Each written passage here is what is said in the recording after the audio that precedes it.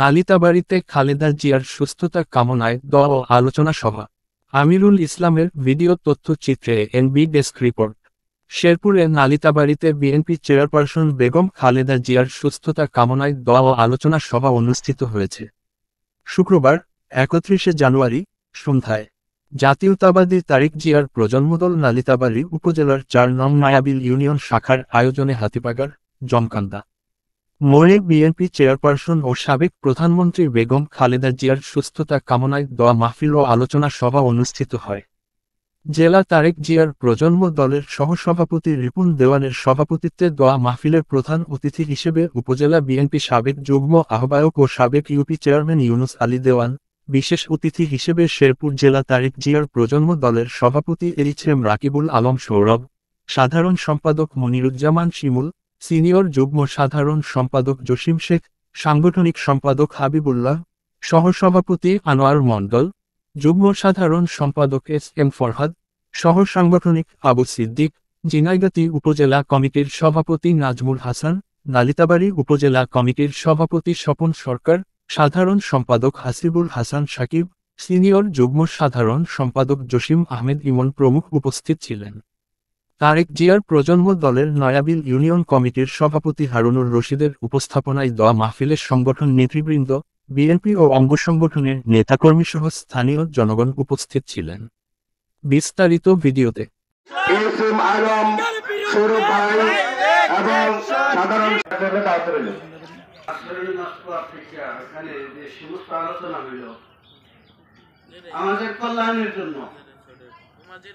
আসলে যদি তাহলে আমরা কল্যাণ চাই তাহলে সকলেই একতাবদ্ধ হইতে হবে, একত্রিত হইতে হবে। আমরা মুসলমান, মুসলিম জাতি যে একটা ধর্মের যে একটা টান, এটা আমাদের প্রত্যেকের টিকায় রাখতে হবে। তারা কি করবো দেশে, আমাদেরকে কোন জায়গায় নিয়ে গেছে, আমরা সকলে এটা দিকে লক্ষ্য করিয়া সকলে একতাবদ্ধ হয়ে আমরা সকলেই যেন এই দেশের কামনার জন্য, একে অপরের সঙ্গে ভালোবাসার জন্য আমরা সকলে মিলেমিশে থাকতে পারি। সেই তৌফিক যেন আল্লাহ পাক আমাদেরকে দান করুন। জেলা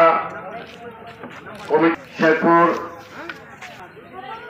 5ই আগস্টের আগের বিএনপি এবং 5ই আগস্টের পরের বিএনপি কিন্তু এক নয়।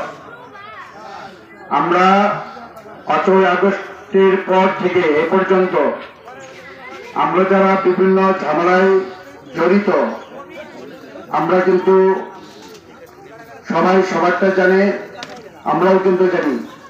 কাজেই আমরা যারা এখন আছি, আমাদের পাশে অনেক বিগত সরকারের দোসররা অনেকেই আমাদের সঙ্গে যেভাবে হোক, গোপনে হোক, ষড়যন্ত্র হোক, তারা কিন্তু আমাদের সঙ্গে থাকার চেষ্টা করবে।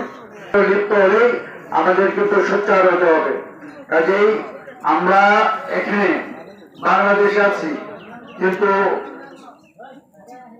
আজকে বাংলাদেশের বাইরে 5 তারিখে বিগত সরকারের প্রধানমন্ত্রী শেখ হাসিনা পালিয়ে সে কিন্তু বাংলাদেশ থেকে ভারতে গিয়েছে। আমাদের নেত্রী বেগম খালেদা জিয়া 3 প্রধানমন্ত্রী, তার বিভিন্ন ভাবে ষড়যন্ত্রমূলক সাজা দেওয়ার পরেও উনি কিন্তু দেশ ত্যাগ করেননি। কিন্তু শেখ হাসিনা কিন্তু এই দেশকে, এই দেশের প্রতি তার কোনো মহব্বত নেই, এই দেশের তার আমাদের সঙ্গে নাই। তার নেতা কর্মী যারা আছে তাদেরকেও ফেলে কিন্তু সে কিন্তু পালিয়ে গেছে।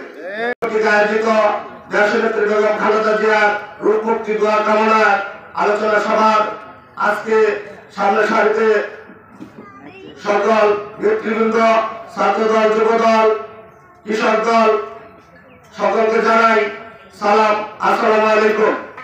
দূর যেতে হবে, সামনে যে আন্দোলন সংগ্রাম আসছে, সে আন্দোলন সংগ্রামে আমাদেরকে ঘরে বসে থাকলে চলবে না।